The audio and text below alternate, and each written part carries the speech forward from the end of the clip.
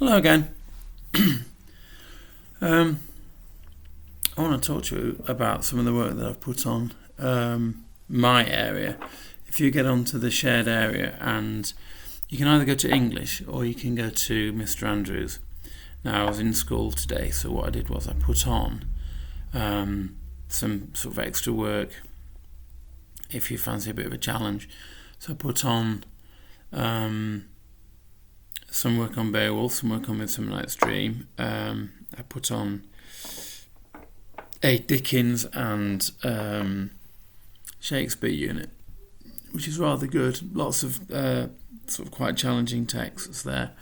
And again, something just to get your brain going if you fancy something a bit more, something that'll push you. But today I want to talk to you about the science fiction unit.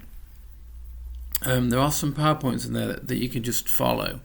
But what I really want you to do is I want you to maybe zoom in on a couple of writers.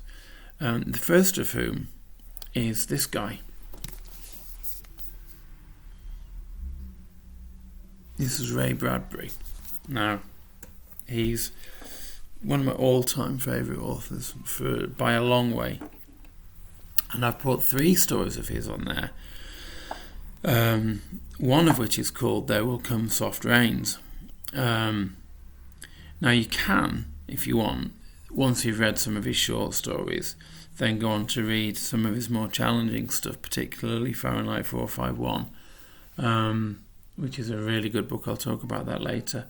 But There Will Come Soft Rains is a beautiful story. Now, I've put a copy of the story in the folder for you. And there's a poem in the middle of it, which is really quite extraordinary. There's also a couple of videos on YouTube, which are rather good. One of them is the story read by Leonard Nimoy, the guy with pointy ears from Star Trek. He reads it really rather well. He's got a nice voice. It is my personal favourite. It is one of my things. It's a post-apocalyptic thing again, so it links in with Day of the Triffids. Okay. Not the Borrowers, and also War of the Worlds. Now, in the science fiction unit, there is actually a War of the Worlds. I think there's some War of the Worlds stuff. There's also some stuff on the Time Machine by H.G. Wells, which is something that you really, again, if you fancy a challenge, would be well advised to have a go at.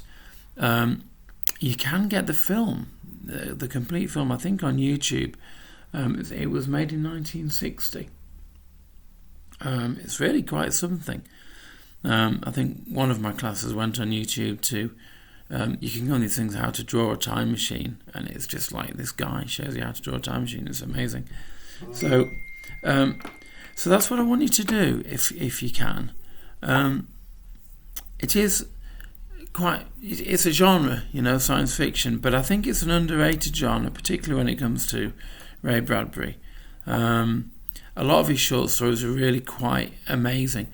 If you look up and maybe even buy The Tattooed Man, The Golden Apples of the Sun, Machineries of Joy, all of those, just lots and lots of really quite amazing short stories. And I've put a couple on there for you to read. So that's for those of you who've already done A Sound of Thunder. If you've not read A Sound of Thunder yet, well worth reading. Also on there, just out of interest, I've put you're allowed to watch Back to the Future. Okay, what a great homework. Because you're going to probably be watching loads of stuff, but don't watch rubbish, whatever you do. Back to the Future is a fantastic film. All 3 series, all 3 sort of really look in depth into the consequences of time travel, which I quite like. It's that great paradox, isn't it? But then there's another one, which is by the creator of The Simpsons, which you may or may not have come across. It's called Futurama. Extremely good quality drama and cartoons. Mums, dads, don't get cross with me, but I think I think Futurama's where it's at. So have a look on the shared area, please. And like I say, go onto my area if you fancy, my classes that is, if you fancy a challenge, because I do know there's some brains out there. Also, I've had a couple of requests from mums and dads. What books shall I buy?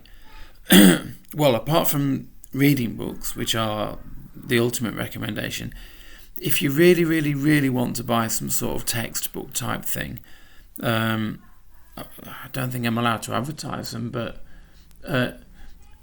try and avoid the grammar, spelling, punctuation ones. They are so tedious, it's unbelievable, and we've put plenty of stuff like that on the system. There are some rather good ones by a publisher whose name rhymes with Hollins, and have a look through them, because the ones which are best are the ones which are basically comprehension based. So they have extracts in them and activities based around those. The reason I recommend those is because they encourage wider reading. So your son or daughter will be genuinely reading something worthwhile and then reflecting on it, rather than just sort of doing mindless tasks for the sake of it. English is about more than that. It's about who they are, becoming better people and better citizens and having a better heart and mind and soul. So there's a bit of advice for you. Thank you to all of those of you who've emailed me already. Keep it up. And the reading recommendations I keep making, I will do another one on reading recommendations. So I don't know how you find these things on YouTube. I'm going to have to share the links. You're the whiz bangs at this. I think Y7TV may eventually become, if you just type that into the YouTube search engine, you might find it. Okay. See you.